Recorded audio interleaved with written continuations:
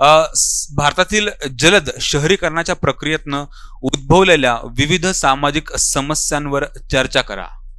The speedy process of urbanization has led to various social problems in India. The speedy process, तो जलद शहरीकरणाची जी प्रक्रिया, by the way इथे focus करा जलद सुद्धा, नुसतं शहरीकरण नाही, जलद शहरीकरण. ओके, सो तुमचा फोकस ह्या दोघांवर पण पाहिजे. आणि ह्यामधनं काय सामाजिक समस्या निर्माण झालेल्या आहेत ह्यावर चर्चा करा. समजलाय प्रश्न? It's very easy by the way. Okay, so let's talk about the structure. Keywords अधिक महत्वाचं आपल्याला फोकस करायचं आहे की ही कशी जलद स्पीडी प्रोसेस आहे, कशी जलद झाली आहे. ओके, समथिंग की तुमच्याकडे असेल की जे प्रूव्ह करेल की ते जलद झालंय. आणि दुसरा की काय सामाजिक समस्या, सोशल इश्यूज निर्माण झालेत, काय सामाजिक समस्या निर्माण झालेल्या आहेत. आणि तिसरा की ह्यावर काय उपाययोजना असतील. ह्या तीन गोष्टी जरा नीट फोकसमध्ये राहायचं. काय उपाययोजना असतील तर माझ्या बॉडीमध्ये मी काय करेल की how it is a speedy process. आपल्याकडे आकडेवारी असणं फेवरेबल आहे, कधी पण चांगलं आहे. जर आकडेवारी तुम्ही पॅराग्राफमध्ये लिहू शकले, वेल अँड गुड. अदरवाईज तुम्ही सरळ सरळ ग्राफ दाखवू शकता की भारतामध्ये शहरीकरण म्हणजे लोकसंख्या शहरांमध्ये राहते ह्याचं प्रमाण कसं वाढत चाललंय आणि ते कसं जलद आहे. जसं की माझ्याकडे आकडे आहेत. फॉर एक्झाम्पल लेट्स से 2011 है ना, 2011 सेन्सस 31% was urbanized. 31% अप्रॉक्सिमेटली.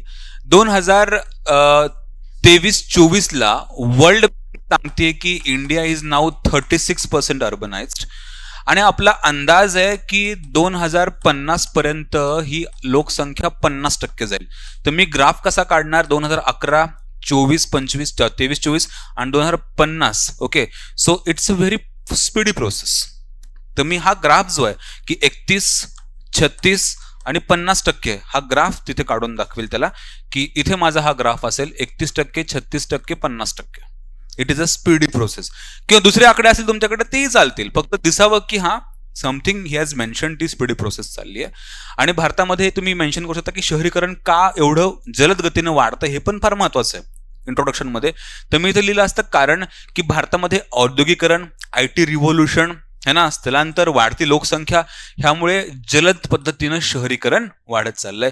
तर मी तर घटक मेन्शन केले असते काय, औद्योगिकरण किंवा IT रिव्होल्युशन, इकॉनॉमिक ऑपॉर्च्युनिटीज. तर घटक काय, इन सिंपल वर्ड्स की इंट्रोडक्शन मध्ये घटक लिहिले असते आणि इथे त्याला आकडे किंवा ग्राफ टाकला असता आणि स्पीडी प्रोसेस आहे असं दाखवलं असतं. ओके, अँड नाव मग लिहिलं असतं पुढे की काय सामाजिक, काय त्यांनी शब्द जो मेन्शन केलाय की कुठल्या कुठल्या सामाजिक समस्या ह्यातनं निर्माण होत आहेत. 1, 2 है ना, 3, 4, 5, 6, 7, 8, 9, 10 तुम्ही जेवढा लिहू शकाल तेवढा. ऍटलिस्ट 15 वेगवेगळे मुद्दे पाहिजेत माझं. तो लेट्स से 11, 12 पर्यंत पण चाललं असतं. आणि मग ह्याच्यावर सोल्युशन्स किंवा ह्यावर काय उपाययोजना आपण करू शकतो हे लिहिलं असतं. 1, 2, 3 है ना मुद्दे लिहिले असते आणि मग माझं कन्क्लुजन गेलं असतं है ना सस्टेनेबल डेव्हलपमेंटवर, especially sustainable development goal number 11 and 13. Okay, इथे मी उलट बोलतो आधी. 11 मी म्हणलं असतं की मला शहरं कशी हवीत. ती शहरं नियोजित शहरं हवीत, शाश्वत शहरं हवीत, हरित शहर हवीत. तो नियोजित प्लॅन्ड सिटीज मला पाहिजेत, शाश्वत पाहिजेत.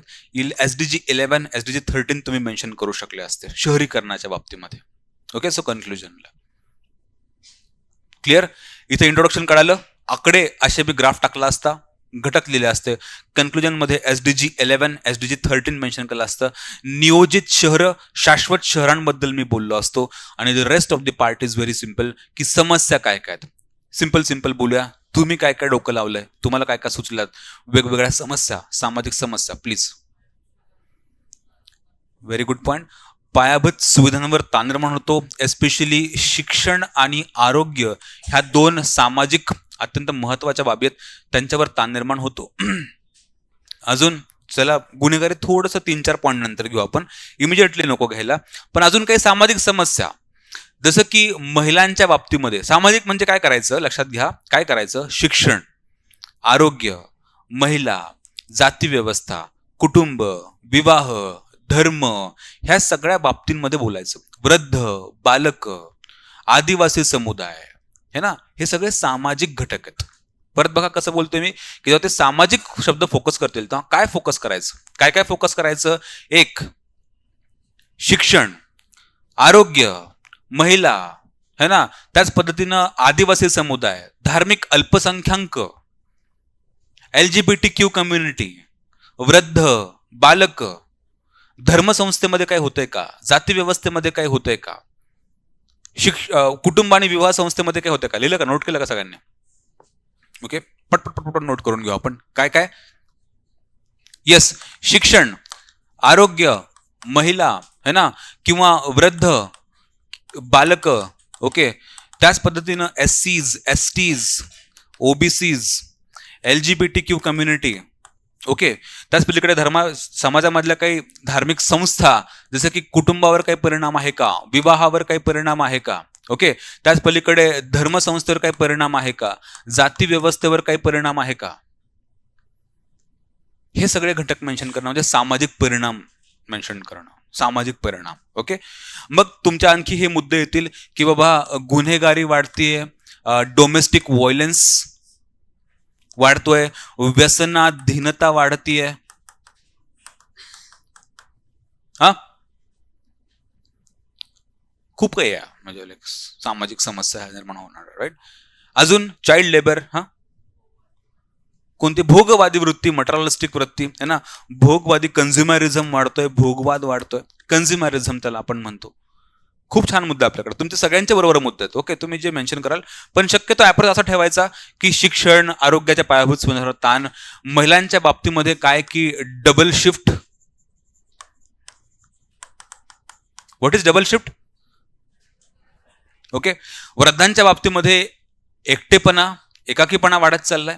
बालकांच्या संगोपनावर कशा पद्धतीनं निगेटिव्ह परिणाम होतोय, त्यांच्यामध्ये एकटेपणा, डिप्रेशन, व्यसन, पॉर्नोग्राफी, हे सगळ्यांबद्दल तुम्ही मेन्शन करा. त्याचबद्दल SCs वर काय परिणाम होतोय, तर अजूनही जातीवाद शहरांमध्ये जिवंत आहे, ह्याच्याबद्दल लिहू शकता. शेड्यूल्ड ट्राईब्सवर काय होतोय, तर त्यामुळे संघर्ष, है ना, सांस्कृतिक संघर्ष निर्माण होतोय किंवा सांस्कृतिक ऱ्हास होतोय. सो ह्या प्रत्येक एक एक मुद्द्याला जर तुम्ही समोर ठेवत चालले, विवाहामध्ये काय निगेटिव्ह होत चाललंय, तर घटस्फोटांचं प्रमाण, निगेटिव्ह म्हणता येणार नाही त्याला, पण असं आपण काहीतरी म्हणूया की त्याचं, है ना, नाही नाही, of course yes, it's very neutral concept, पण विवाह संस्थेचं अस्तित्व हे धोक्यात आहे असं कुठेतरी मेन्शन करतात, because of live in relationship and all this things, आहे ना. तर हे सगळे मुद्दे मेन्शन करणं म्हणजे तुमचे सामाजिक परिणाम, आय थिंक तुमचे 10-12 मुद्दे इथंच जमतात. जमले 10-12 मुद्दे. तर हे सगळं लिहिणं, सामाजिक समस्यांवर बोलणं, उपाय काय असेल, मग काय पाहिजे शहरांमध्ये, योग्य नियोजन. आणि जेव्हा तुम्ही नियोजन किंवा प्लॅनिंग इथे मेन्शन करतात, तो इथून तुम्ही हा शब्द कट करू शकता कन्क्लुजन मधनं. ओके, नियोजन फार महत्वाचं आहे, शहरांचं नियोजन करणं. नियोजन कशाचं? लोकसंख्येचं. नियोजन कशाचं? रिसोर्सेसचं, संसाधनांचं. अजून काय करणं आवश्यक आहे? अजून आपण काही टेक्नॉलॉजी, है ना, नाही नाही, इथं त्यापेक्षा अधिक महत्वाचं आहे की सामाजिक न्याय, समानता, शिक्षण. मी तेच म्हणतोय की आपल्याला इथं काय महत्वाचं आहे की शहरामधलं दारिद्र्य कमी होणं, समानता वाढणं, हे पण खूप महत्वाचं आहे सामाजिक समस्या कमी होण्यासाठी. कळतंय? तशा 2-3 उपाययोजना, including you can say technology, like smart सिटीजचा कसा आपण वापर करू शकतो ह्या सोशल इश्यूज कमी करण्यासाठी. So we have lot of content for that. Please. Okay, why you have mention that पुनर्वसन प्रकल्प, especially in this question, is the please त्याला लिंक करून द्या मला. कुठले पुनर्वसन प्रकल्प? झोपडपट्टी निर्मूलन वगैरे म्हणताय का तुम्ही?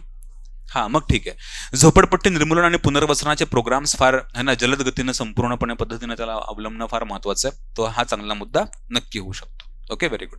Please. Employment generation in rural areas, की ग्रामीण भागांचा विकास, ग्रामीण भागामध्ये रोजगार निर्मिती, ज्यानं शहरांवरचा ताण कमी होऊन जाईल, हा पण चांगला मुद्दा. ठीक आहे, पण सध्या आपण शहरांमधला प्रॉब्लेम फेस करतो, तर आपण तिथे फोकस करणं आवश्यक आहे. हा 3-4 नंबरला नक्कीच मुद्दा जाऊ शकतो, पहिला मुद्दा नक्कीच नाही आहे. Okay, got idea? सो ह्या नोटवर मी थांबतो.